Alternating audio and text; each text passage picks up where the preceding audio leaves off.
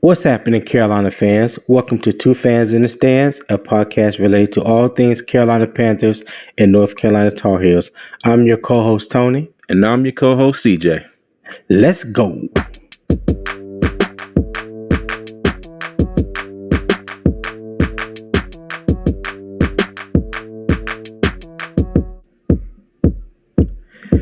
So, CJ, what's happening with your cousin?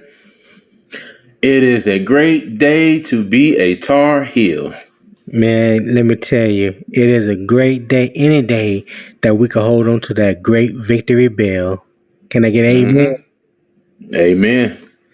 So I was thoroughly impressed with our Tar Heels and their comeback victory against Duke yesterday. What about you? Same.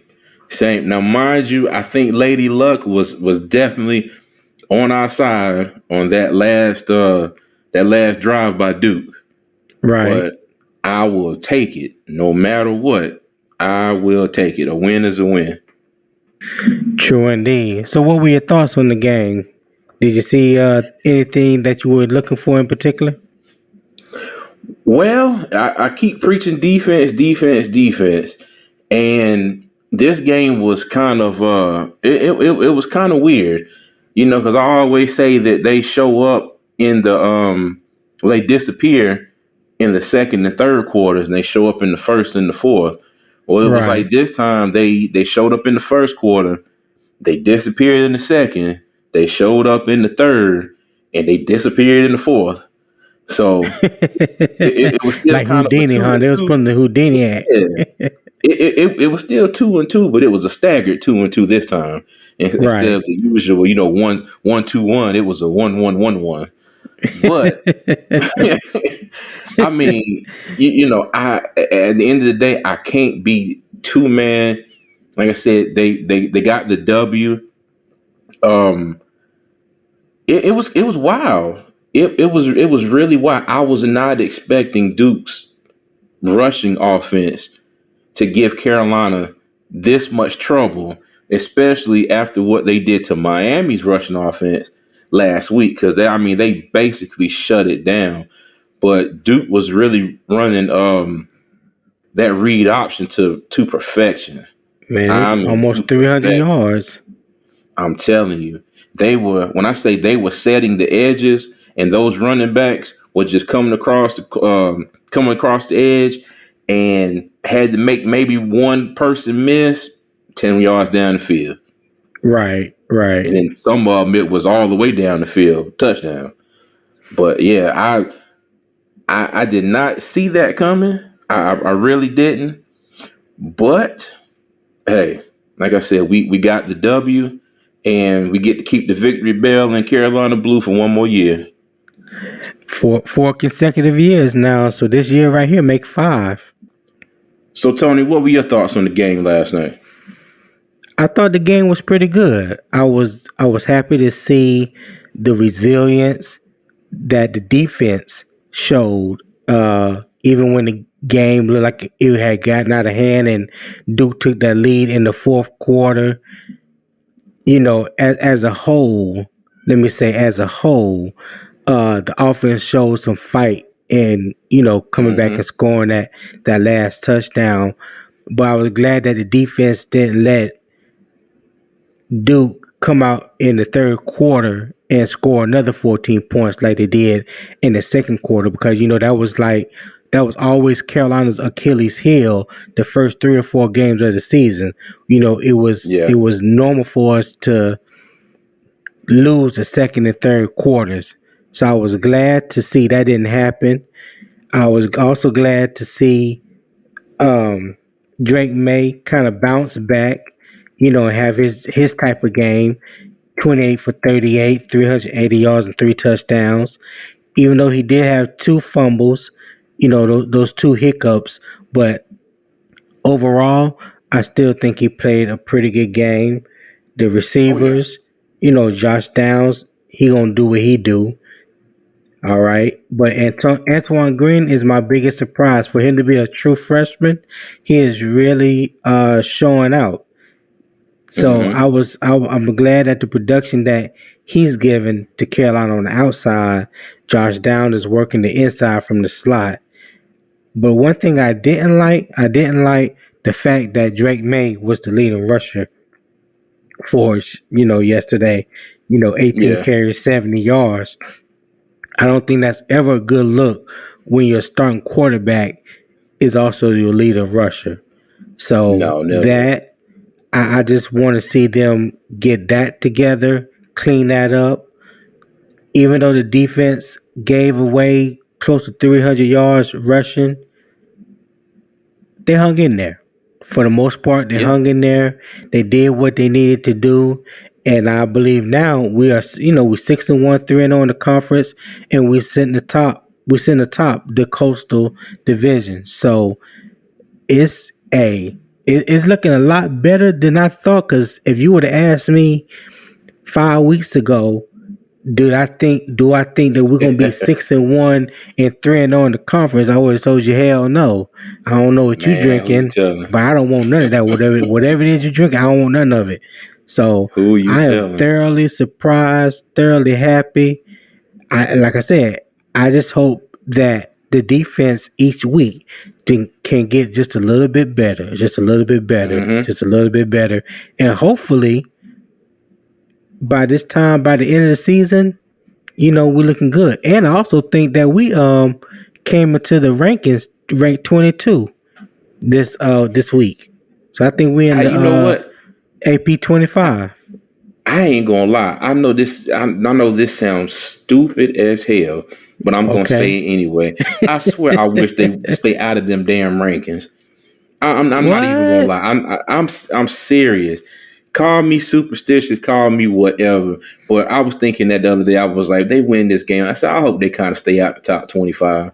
Because it You seems like soon as we get ranked, and it's like, oh, okay, we ranked now, and then and then the wheels fall off of it. So, but like I said, I know that sounds dumb as hell. It's probably me just being superstitious, but hey, but I'm happy to see it. I just hope that it continues. That's all.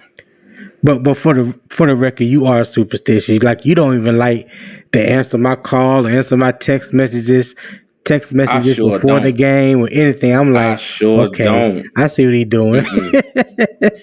I don't, man. I don't. I'll be sitting there Oh and my phone will God. go off and I look and I'll be like, damn it, why is he sending me these daggone messages? Like he ought to know this by now. Holler at me after the game. Well, you know what? Yeah. It's not that. Like we'll talk during the game, but it's those, you ready to get this Yeah. win today? Oh, we gonna Yeah. win today. Oh, we gonna do this. Don't send me those. Those are the ones that I'm like, man, damn it, Oh why did man. he send me that? Yeah, I'll Oh talk to you man. during the game all day long, but don't send me no messages before the game talking about, yeah, we're gonna go out there and do this and that. No, in my in my lifespan that's never gone right. Duly noted. Duly noted, my brother. I'll But tell. yeah, But man. I would like to say that like as I mentioned before, Lady Luck was with Carolina on Duke's last drive because Duke drove all the way down the field. They ran the ball all the way down the field. Right. So to get down there, Leonard throws a touchdown pass, gets called back by an illegal shift. Okay, so then you get the next play, he completes a pass, but then that play gets called back because of a chop block foul by the running back Right. and one of the offensive linemen. One went high, one went low. So, these days that's a no-no. So Right. then the Right. next play, Leonard ran for 5 yards, got stopped. They pull out the field goal kicker, and then he misses the damn field goal. Okay? So then you got Carolina drives all the way down the field, get down in the red zone, and it was third and goal. And he throws a pass. Drake May rolls out to his right, and Yep. he throws this laser to Green. And it was crazy because as I was watching the play, I was like, "Oh shit! Did he step out of bounds?" You thought it was out Because of he turned. bounds. I thought it was for a second.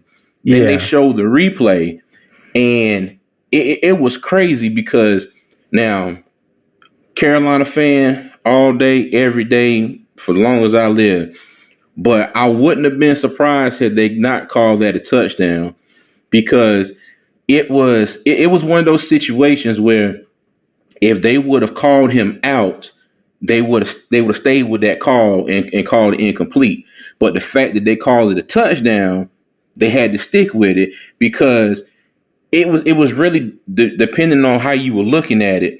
It was a little bit of space between his foot and the sideline, or Right. you could look at it and be like, yeah, he definitely stepped out of bounds. So that's why I say, Lady Luck was definitely shining down on the Tar Heels in this game on both sides of the ball.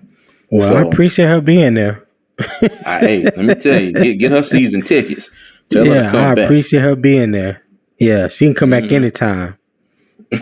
She can But definitely come yeah, back anytime. yeah, that was definitely a Duke Carolina football game. Much Yeah. like the basketball games when you throw the records out and it's a slugfest. No Yeah. matter what, Yeah. one could be Exactly. undefeated and one could have one win, but it's gonna come out there It's gonna looking come like down to the wire. yeah, exactly, Yeah. exactly. Yeah. Well, you So got yeah, anything else for us before we get out of here? no, not anything else. It's as always, it is a great day to be a Tar Heel, and I just hope and pray that the defense can continue to improve. Um, like I said, they came off of a game where they gave up a ton of passing yards. They come off of this game where they gave up a crap ton of rushing yards.